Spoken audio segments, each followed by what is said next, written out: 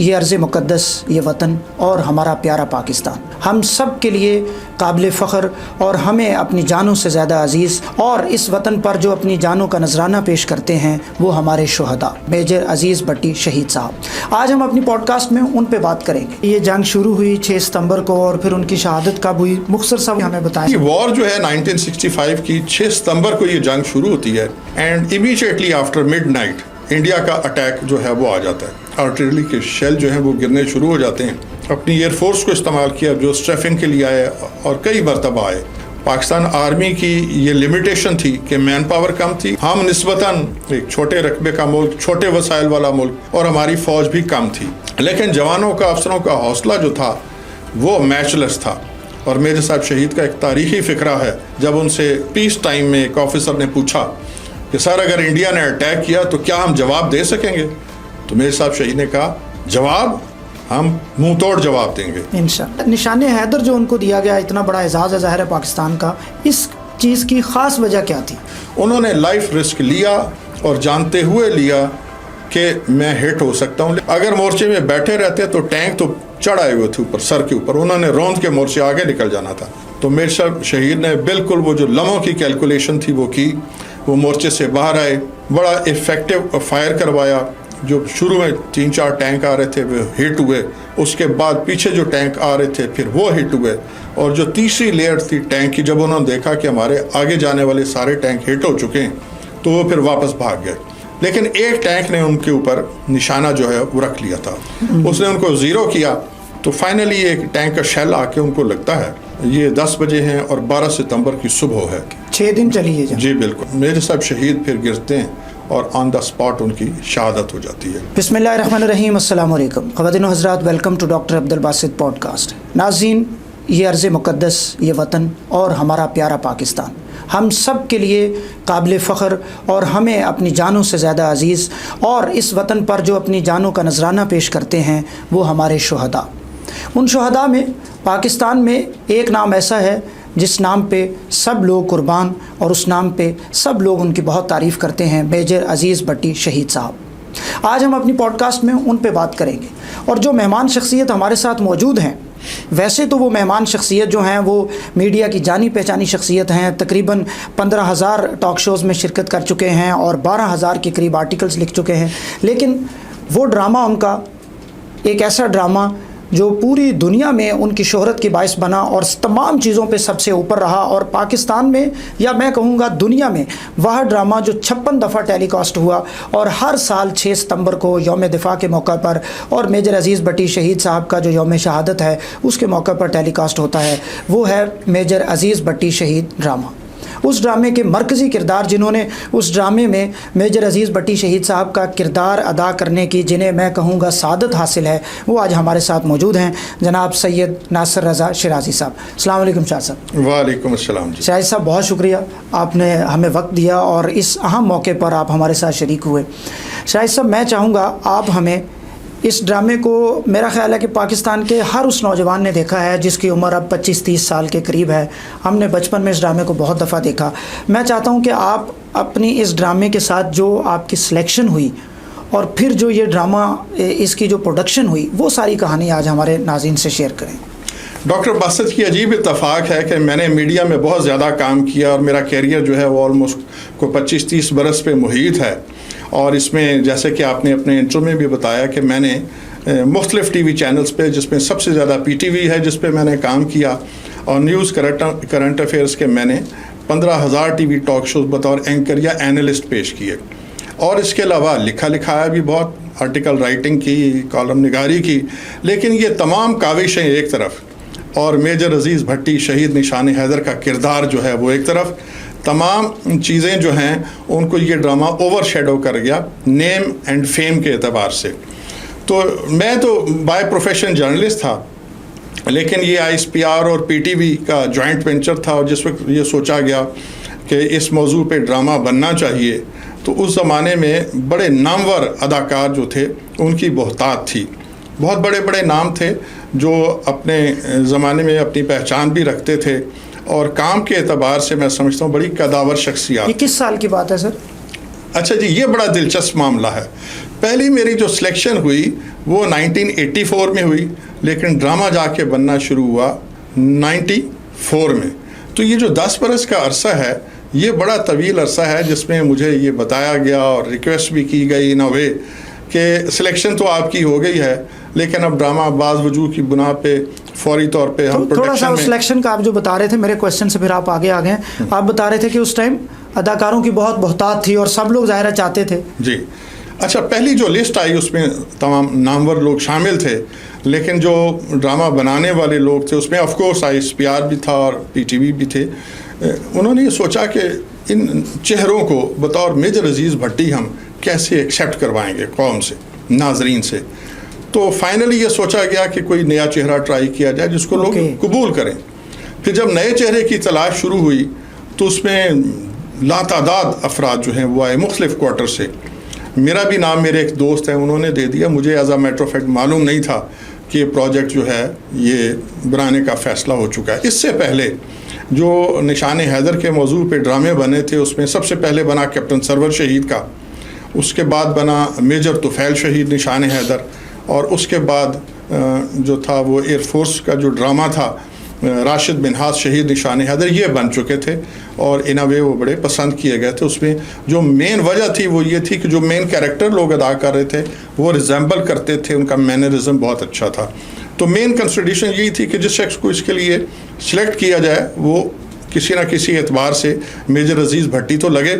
قد کاٹ ٹھیک ہونا چاہیے، اردو انگریزی اس کی ٹھیک ہو، اور اگر ریزمبل بھی کرتا ہو تو اور بہتر ہے. تو وہ لوگ جب شارٹ لسٹ ہوتے گئے تو اس میں پھر میرا نام آ گیا.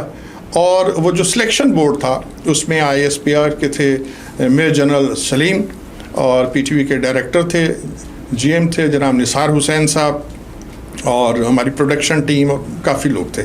میجر صاحب شہید کی جو فیملی ہے ان کی بیگم اس وقت حیات تھیں، ان کے بیٹے جو کارڈیک سرجن ہیں ذوالفقار ان کا نام ہے وہ تھے، ان کی بیٹی تھی ان کا نام ہے زینت اسی طرح، اور ان کے ایک اور بیٹے ہیں جن کا نام ہے جاوید اقبال. یہ سب لوگ جو تھے یہ اس میں شامل تھے.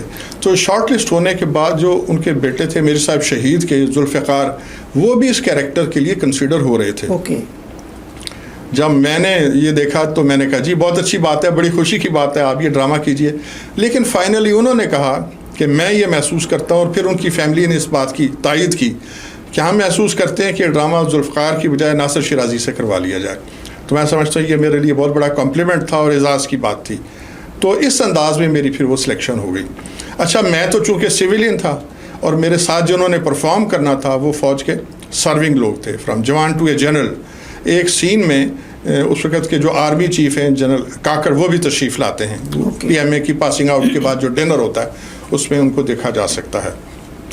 اچھا جی، اب اس سویلین ناصر شیرازی کو میجر عزیز بھٹی شہید بنانا تھا، یہ بھی کوئی آسان کام نہیں تھا. تو فیصلہ کیا گیا کہ مجھے آرمی کی کسی یونٹ کے ساتھ اٹیچ کیا جائے تاکہ میں ڈے نائٹ وہاں دیکھوں، سیکھوں، پڑھوں، لکھوں، آبزرو کروں کہ ایک آرمی آفیسر کا رول پیس ٹائم میں کیا ہوتا ہے اور وار ٹائم میں کیا ہوتا ہے. تو مجھے اٹیچ کیا گیا. میرے صاحب شہید کی بٹالین تھی 17 پنجاب ریجمنٹ. جب میں وہاں پر گیا تو سب لوگوں نے بڑا خوش دلی سے میرا استقبال کیا، بڑی پیار محبت کا اظہار ہوا. لیکن اگلے ہی دن جب میں گیا تو مجھے پتہ لگا کہ وہ یونٹ تو پیس کیپنگ مشن کے لیے بوسنیا جا رہی ہے. تو ہم سب سوچ میں پڑ گئے کہ بھئی اب کیا ہوگا. لیکن ساتھ ہی مجھے بتایا گیا کہ اب آپ کو ایک اور انفینٹری بٹالین ہے 29 پنجاب ریجمنٹ، اس کے ساتھ آپ کو اٹیچ کیا جا رہا ہے. پھر میں نے ان کو جوائن کر لیا. بس وہاں پھر میں سیکھتا رہا، دیکھتا رہا، آبزرو کرتا رہا. اور اس یونٹ کے آفسر جو تھے انہوں نے بڑی کمال محبت سے میری ٹریننگ کی، اور مجھ سے بھی جتنا ہو سکتا تھا میں نے بھی اس کے لیے محنت کی. تو اس ٹیچنگ، ٹریننگ اور میری محنت، اور سب سے بڑھ کے میں کہوں گا کہ میرے صاحب شہید کی شہادت شہید کے خون کا اعجاز ہے کہ ڈرامہ جب بن کے تیار ہوا اور TV پر اس کو ٹیلی کاسٹ کیا گیا تو یہ ڈرامہ عوام کو بھی بہت پسند آیا، اور اتھارٹیز جنہوں نے بنوایا تھا وہ بھی خاصی حد تک اس سے مطمئن نظر آئیں. اس ڈرامے کے میرے پاس 46 ایوارڈ ہیں. تو میں سمجھتا ہوں کہ یہ بھی عوام کی پسندیدگی اور ان کی محبت کا ایک مظہر ہے کہ انہوں نے اتنی پذیرائی دی. اچھا، اس میں شرائط صاحب جب آپ کہہ رہے ہیں کہ 10 سال لگے ان 10 سالوں میں کیا ہوا؟ وہ آپ کو ٹریننگ باقاعدہ آرمی کی دی گئی ٹریننگ؟ جی اس میں 10 سال میں یہ ہوا کہ ہر 1 سال کے بعد پروجیکٹ آن ہونے کی خبر آتی تھی اور ہم اس کی تیاری کر لیتے تھے، لیکن جب تیاری کرتے تھے تو اچانک اطلاع آ جاتی تھی کہ جناب وہ پروجیکٹ روک دیا گیا ہے۔ یہ جنرل ضیاء الحق کا زمانہ تھا جب میری سلیکشن ہوئی تھی، تو اس زمانے میں بھارت کے ساتھ ہمارے جو تعلقات ہیں اس میں خاصی کشیدگی تھی۔ ایک موقع پہ بھارت نے احتجاج بھی کیا تھا کہ ایک طرف تو آپ بات کرتے ہیں ہمارے ساتھ نارملائزیشن آف ریلیشن شپ کی، دوسری طرف آپ ہمارے خلاف نشان حیدر دکھاتے ہیں، تو یہ سلسلہ تو کم از کم روکیں۔ تو اس وجہ سے پھر وہ ڈرامہ روک گیا۔ بہرحال اور بھی وجوہات تھیں، جس میں یہ تھا کہ فوج کی اپنی بھی کمٹمنٹس ہوتی ہیں، تو پوری بٹالین جس میں اس نے پرفارم کرنا تھا یا اس کی کمپنی، ظاہر ہے اس کو بھی ٹائم چاہیے تھا، تو فوج نے اپنی کمٹمنٹس کو بھی دیکھنا تھا اور پھر اس بٹالین کی وہ جو کمپنی تھی اس کو سپیئر کرنا تھا۔ اس کی ٹریننگ میں ظاہر ہے آرمی کی ٹریننگ میں تو بڑی سختیاں بھی ہوتی ہیں اور اس میں سارے مناظر بھی دیکھے جا سکتے ہیں، ان سب سے بھی گزرے آپ؟ جی جی یقیناً، اس میں بڑے بڑے دلچسپ واقعات ہیں، وہ کچھ شیئر کریں۔ مثلا ایک دفعہ بہت رینی سیزن تھا، تو ہم لوکیشن پر جا رہے تھے، ابھی ڈرامے کی پروڈکشن شروع نہیں ہوئی تھی، ابھی ہم دیکھ رہے تھے کہ کہاں کہاں کیا ریکارڈ کرنا ہے، تو بہت رینی سیزن تھا اور بارشیں بہت زیادہ ہو چکی ہوئی تھی اور پانی جو تھا وہ گھٹنے کھڑا تھا، اور آؤٹ اسکرٹس آف لاہور، یعنی ہم نے BRB کی طرف ہم جا رہے تھے، تو ہم نے دیکھا کہ ایک جس پہ ہم نے گزر کے ہم نے لوکیشن پر جانا، چھوٹی سی پگڈنڈی تھی، آپ کہہ سکتے ہیں ہارڈلی 1 اینٹ کی چوڑائی۔ تو میرے آگے جو تھے میرے CO تھے، کرنل بلال ان کا نام ہے، بعد میں بریگیڈیئر بنے، SSG آفیسر تھے، ریٹائر ہو گئے، ان کے پیچھے 2IC تھے میجر ربانی، ان کے پیچھے میں چل رہا تھا۔ تو کرنل صاحب was a very smart officer, very smart, اور ان کے پیچھے جو ربانی صاحب تھے وہ بھی ظاہر ہے فوج کے ایک سینئر افسر تھے، تو وہ تو بڑا اسموتھلی چلتے جا رہے تھے، میرے لیے اس 1 اینٹ کی پگڈنڈی پہ چلنا بڑا مشکل تھا، تو میں شڑاپ کر کے پانی میں جا گرا، نیچے گر گئے۔ انہوں نے ایک نظر پیچھے مڑ کے دیکھا اور کہا اوکے نو پرابلم، کم آن شرازی کم آن۔ میں پھر اٹھا اور میں نے پھر چلنا شروع کیا، تھوڑی دیر آگے گیا تو میں پھر شڑاپ کر کے پانی میں جا گرا، یعنی 1 اینٹ پہ چلنا جو اور بیلنس کرنا بڑا مشکل لگ رہا تھا مجھے۔ تو اس قسم کے لاتعداد واقعات ہیں۔ اسی طرح جب ہم ڈیتھ سین ریکارڈ کر رہے تھے، شہادت کا سین ریکارڈ کر رہے تھے، وہ بڑا ٹیکنیکل ہوتا ہے، اس میں اب ظاہر ہے کہ مجھے آ کے ٹینک کا ایک شیل لگنا تھا اور پھر بلڈ جو ہے وہ باہر آنا تھا، اور اسی دھچکے میں وہ جو شیل کا دھچکا ہے میں نے پیچھے جا کے گرنا تھا۔ تو جب میں پیچھے جا کے گرا تو ڈائریکٹر نے کہا نہیں یار مزہ نہیں آیا شرائی صاحب، جس کو شیل لگا وہ اس طرح نہیں گرتا، دوبارہ گریں۔ پھر کھڑے ہوئے، پھر وہ ساری ایکسرسائز، پھر سارے لوگ جو ہیں وہ لائن اپ ہوئے، پھر جناب وہ شیل والا سین جو ہے وہ شوٹ کیا گیا، پھر شیل آ کے مجھے لگتا ہے اور میری شرٹ جو پھٹتی ہے، اور وہ جو اس میں اندر بیلون ہم نے رکھے ہوتے ہیں، اس میں بلڈ بنایا ہوا ہوتا ہے، وہ پھٹ کے باہر نکلتا ہے اور میں گرتا ہوں۔ جب میں پھر گرتا ہوں کہتے ہیں یار یہ تو آپ کانشیس ہیں، تو جس کو شیل لگے وہ کانشیس تھوڑی ہوتا ہے، وہ تو اس طرح گرتا ہے جیسے درخت کٹ کے گرتا ہے، پھر گرے۔ تو اس ایک سین کو ریکارڈ کرنے کے لیے میں کئی مرتبہ گرا اور اس میں آف کورس چوٹیں بھی لگیں، تو ایسے کئی دلچسپ سین ہیں۔ شاہد صاحب میں تھوڑا سا اب یہ چاہوں گا، چونکہ آپ نے یہ سارا کیا سیکھا تو اس کے بارے میں آپ کے پاس میرا خیال ہے بہت کمپریہنسو نالج ہے، تھوڑا سا ہمیں یہ ان کا قصہ بھی بتائیں شہادت کا، کہ یہ جنگ شروع ہوئی 6 ستمبر کو اور پھر ان کی شہادت کب ہوئی، مختصر سا وہ بھی ہمیں بتائیں ہمارے ناظرین۔ اچھا جی، اس میں مجھے ایک ایڈوانٹیج اور بھی تھا جو میرا خیال ہے ملک میں اور کسی کو نہیں تھا، وہ یہ تھا کہ میجر صاحب شہید میرے چچا کے بہت اچھے دوست تھے، میرے چچا بھی فوج میں تھے اور دونوں نے اکٹھے فوج جوائن کی تھی، اور کافی عرصہ وہ اکٹھے مختلف جگہوں پہ مختلف شہروں میں رہے، خاص طور پہ انفینٹری اسکول کوئٹہ میں رہے، اور میرے چچا کا تعلق بھی انفینٹری بٹالین سے تھا۔ تو ہمیں بچپن ہی میں، بہت ہم چھوٹے تھے، یعنی ناسمجھی کی عمر جس کو کہتے ہیں کہ بچہ جب گود میں ہوتا ہے، تو میں اس زمانے کی میں بات کر رہا ہوں کہ ہمارے تعلقات میرے صاحب شہید کی فیملی سے تھے، اور ان کی شہادت کے بعد بھی رہے ان کے تمام خاندان سے، اور اب تک ہیں الحمدللہ۔ تو مجھے ان کے بارے میں، ان کے خاندان سے، اہل خانہ سے جاننے کا بہت موقع ملا۔ دوسری بات یہ ہے کہ وہ جو 10 سال کا عرصہ میں نے بیان کیا، اس میں مجھے پڑھنے کا اور لرن کرنے کا موقع بہت ملا کہ میرے صاحب شہید بنیادی طور پہ کیا شخصیت ہے، بحیثیت باپ کے ان کا رول کیا تھا، بطور بھائی کے، بطور آفیسر کے، بطور ایک سبارڈینیٹ کے، وہ کیسی شخصیت ہے۔ اچھا، میرے صاحب شہید بہت لکھنے پڑھنے والے آدمی تھے، بڑے لٹریری آدمی تھے، انہیں زبانوں پہ بہت عبور حاصل تھا، لٹریچر کے شوقین تھے, موسیقی بھی سنتے تھے, ڈائری باقاعدگی سے لکھتے تھے, اور جرمن زبان پہ انہیں اتنا عبور حاصل تھا کہ وہ ایک میگزین جو ہے اس کو ایڈٹ بھی کرتے تھے اور جرمن زبان میں چیزوں کی ٹرانسلیشن بھی کیا کرتے تھے. تو بڑی وہ جس کو کہتے ہیں نا کہ ایک مکمل شخصیت ہے. ان کی شخصیت کا کوئی ایسا پہلو ہمیں نظر نہیں آتا جو ابو ایوریج نہ ہو. اب آتے ہیں وار کی طرف. اس چیز کو اچھا جی, وار جو ہے 1965 کی 6 ستمبر کو یہ جنگ شروع ہوتی ہے, and immediately after mid night India کا اٹیک جو ہے وہ آ جاتا ہے. آرٹلری کے شیل جو ہیں وہ گرنے شروع ہو جاتے ہیں. تو شفقت بلوچ صاحب کی کمپنی تھی جس نے سب سے پہلے اس کو فیس کیا, اور میں سمجھتا ہوں اس کمپنی کے جتنے افسر اور جوان ہیں انہوں نے شہادتیں بھی دیں, قربانیاں بھی پیش کیں, لیکن ایک بہت بڑا اٹیک جو ہے وہ ان پر آیا اور انہوں نے بڑی جواں مردی کے ساتھ اس کو روکا. میر صاحب شہید کی ڈیوٹی اس وقت کچھ اور تھی. ایک غیر ملکی جو ہے وفد آیا ہوا تھا, انہوں نے اس کو کنڈکٹ کرا کے ادھر پہنچنا تھا. آرڈرز موجود تھے کہ آپ نے فائنلی ادھر ہی آ کے اپنی یونٹ, آپ کی جو کمپنی ہے آپ نے اس کو جوائن کرنا ہے. اچھا, جب یہ اٹیک آنے کی خبر آئی تو ان کو اطلاع ہو گئی کہ جی اٹیک تو ہو چکا ہے, لہٰذا وہ جو انہوں نے جن لوگوں کو کنڈکٹ کرنا تھا وہ انہوں نے پھر ختم کر دیا اور وہ سیدھے محاذ پر پہنچ گئے. اس کے بعد انہوں نے آ کے ڈپلائمنٹ دیکھی, جہاں جہاں جس کو پلیس کرنا تھا وہ کیا, اپنا ڈیفنس پلان جو ہے وہ سی او کے ساتھ, بریگیڈ کمانڈر کے ساتھ ڈسکس کیا, اور اس کے بعد پوزیشن سنبھال لی. ان دا مین ٹائم جو فرسٹ لائٹ ہے وہ ہو چکی تھی, اور پھر وہ شیلنگ جو ہے وہ زیادہ شروع ہو گئی. پھر اس کو ظاہر جواب دینا تھا. پھر انہوں نے اپنی کمپنی کی قیادت کرتے ہوئے بڑا بھرپور جواب دیا اینیمی کو. تمام دن اسی طرح کراس فائر میں گزر گیا. اینڈ آن ورڈ پھر انڈیا نے اسی محاذ پہ اپنی ایئر فورس کو استعمال کیا جو اسٹریفنگ کے لیے آئے اور کئی مرتبہ آئے. وہاں پہ جو ہیوی آرٹلری ہے اس کا فائر بہت زبردست تھا. پاکستان آرمی کی یہ لمیٹیشن تھی کہ مین پاور کم تھی. انڈیا بہت بڑا ملک اس زمانے میں بھی تھا, فوج بھی بہت زیادہ تھی. ہم نسبتاً ایک چھوٹے رقبے کا ملک, چھوٹے وسائل والا ملک, اور ہماری فوج بھی کم تھی. تو جتنے لوگ ادھر ڈپیوٹ کیے گئے تھے اس بارڈر کو ڈیفینڈ کرنے کے لیے, 2 دن کے بعد ادھر سے ایک مین پاور ایک بڑی تعداد میں وڈرا کر کے تو سیالکوٹ کے محاذ پہ بھیجنا پڑ گئی. تو اس سے آپ اندازہ کریں کہ ہمارے سورسز کتنے لمیٹڈ تھے.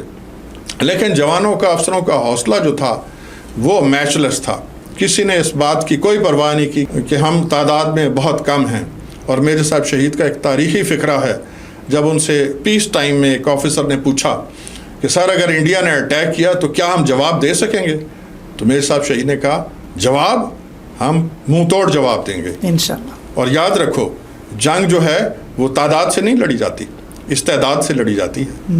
تو میرے صاحب شہید نے, ان کے رفقا کار نے اس بات کو ثابت کیا کہ جنگ واقعی استعداد سے لڑی جاتی ہے. اور مشہور کہاوت ہے نا کہ گن میٹر نہیں کرتی, man behind the gun that matters a lot. وہ پھر آپ جب شروع ہوئی اور اس کے بعد ان کی شہادت کس تاریخ کو ہوئی؟ اچھا جی, یہ نشان حیدر جو ان کو دیا گیا, اتنا بڑا اعزاز ہے ظاہر ہے پاکستان کا, اس چیز کی خاص وجہ کیا تھی؟ اچھا جی, 6 ستمبر کو شروع ہونے والی جنگ جو ہے وہ آن ورڈ آگے بڑھتی ہے. ایک اٹیک آتا ہے, وہ ریپلس کرتی ہے پاکستان آرمی. پھر دوسرا اٹیک ہے جو اس سے زیادہ اسٹرینتھ کے ساتھ ہے, یعنی پہلے اگر ایک بٹالین اٹیک تھا تو اس کے بعد بریگیڈ کا اٹیک آتا ہے, اور پھر چند دنوں کے بعد ایک ڈویژن کا اٹیک آتا ہے. تو یہ بہت بڑا اٹیک تھا, اس کو روکنا کوئی آسان کام نہیں تھا. یہ جنہوں نے روکا یہ وہی بتا سکتے ہیں, ہم تو صرف امیجن کر سکتے ہیں. اچھا, بات یہ ہے کہ 12 ستمبر کی صبح میجر صاحب شہید جو ہیں وہ بیٹھے ہوتے ہیں, تو ان کو بلایا جاتا ہے بٹالین ہیڈ کوارٹر, اور یہ کہا جاتا ہے کہ آپ اتنے دن سے مسلسل جاگ رہے ہیں تو آپ یقیناً تھک گئے ہوں گے, تو آپ تھوڑا سا ریسٹ کر لیں. تو میرے صاحب کہتے ہیں کہ نہیں, میں اپنے جوانوں کے ساتھ ہی خوش ہوں, اور میں چونکہ اب صورتحال کے ساتھ اپنے آپ کو ہم آہنگ کر چکا ہوں, اور دشمن پر میں نے بڑی گہری نظر رکھی ہوئی ہے.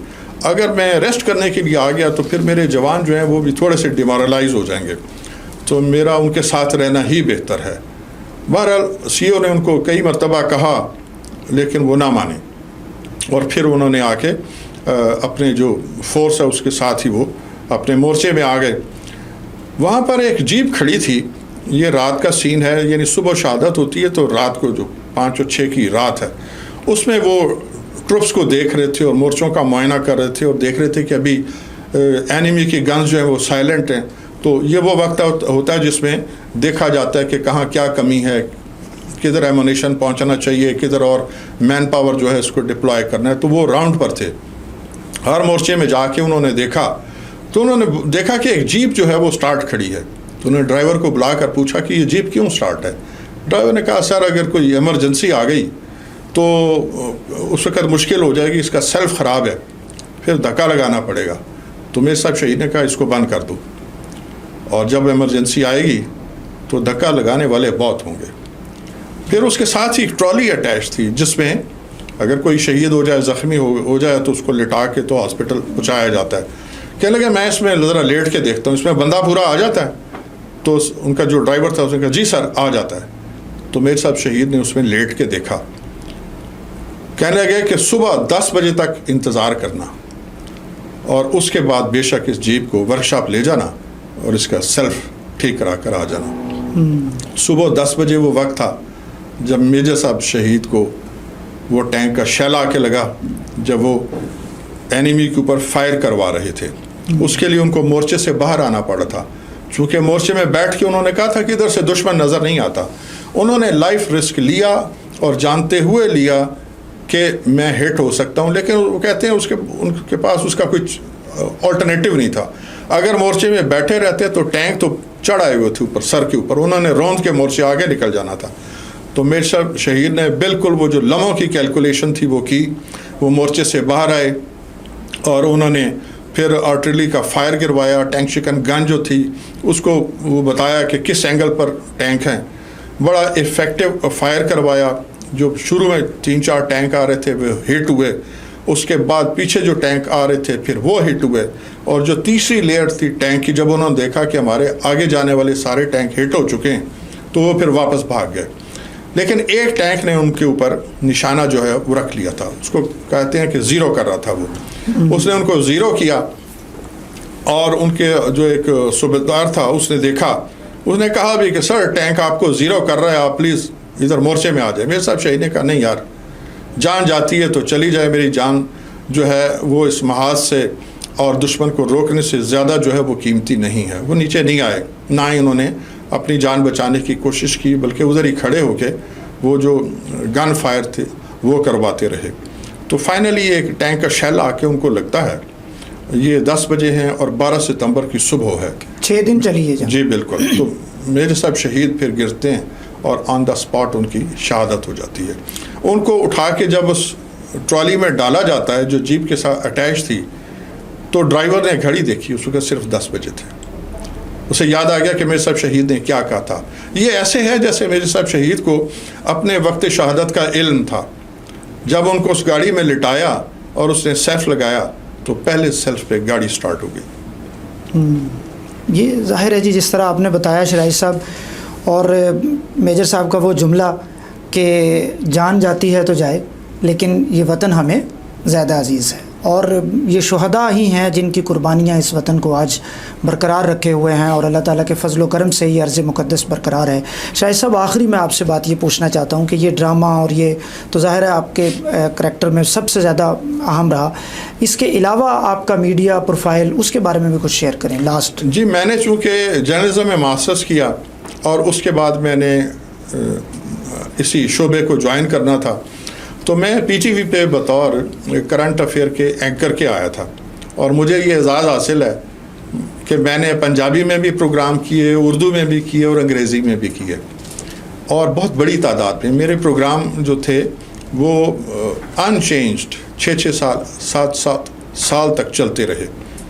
और ये प्रोग्राम पहले हफ्ते में 3 मरतबा शुरू हुए थे जब मैं नया था, और जब ये देखा गया कि इस आदमी में पोटेंशियल ज़्यादा है तो फिर एक वक्त ऐसा आया कि हफ्ते में 7 दिन मेरे प्रोग्राम चलते थे पाकिस्तान टेलीविज़न। जी, पाकिस्तान टेलीविज़न पे लाहौर से हफ्ते में 3 दिन होते थे पंजाबी के प्रोग्राम। उनके मौज़ूआत थे medical and medicine, agriculture and social problems, ये 3 मौज़ूआत थे और 3 प्रोग्राम इस पे होते थे। उर्दू में एक प्रोग्राम था प्रेजेंट स्पेशल रिपोर्ट, सदर पाकिस्तान की जो उस पूरे हफ्ते की एक्टिविटीज़ होती थी या उस दिन की, उस पर एक स्पेशल रिपोर्ट चलती थी। تو وہ بھی اس کا بھی اینکر میں ہوا کرتا تھا. اس کے ساتھ ہی سائملٹینیسلی ایک پروگرام چل رہا تھا, اس کا نام تھا ہفتہ رفتہ. وہ پورے ہفتے کا ایک راؤنڈ اپ ہوا کرتا تھا نیوز کرنٹ افیئر کے اعتبار سے. چونکہ پھر افغان جنگ بھی اپنے عروج پہ تھی, تو پی ٹی وی پہ جو جنگ لڑی گئی ہے, افغان جہاد جس کو ہم کہتے ہیں, اس میں میرا بھی نام ہے. میں اس کا اینکر تھا اس پروگرام کا, اور حسین حقانی صاحب جو ایک معروف شخصیت ہیں وہ اس میں ایکسپرٹس اوپینین دیا کرتے تھے, اور سالہ سال تک یہ پروگرام جو ہے یہ چلتا رہا. ماشاءاللہ جی, بہت شکریہ. ناصر شیرازی صاحب خواتین و حضرات ہمارے ساتھ موجود تھے. پاکستان ٹیلی ویژن کا, اور میں سمجھتا ہوں دنیا بھر کی ٹیلی ویژن کی تاریخ کا سب سے زیادہ دیکھا جانے والا ڈرامہ میجر عزیز بھٹی شہید صاحب کے کردار پہ جو بنا, ان کے مرکزی کردار آج ہمارے ساتھ موجود تھے. آپ نے ان کے خیالات دیکھے, وہ سارا کس طرح سے سلیکشن ہوئی وہ سب جانا. ڈاکٹر عبدالباسط کو اجازت دیجیے, آپ کے فیڈ بیک کا انتظار رہے گا. اللہ حافظ.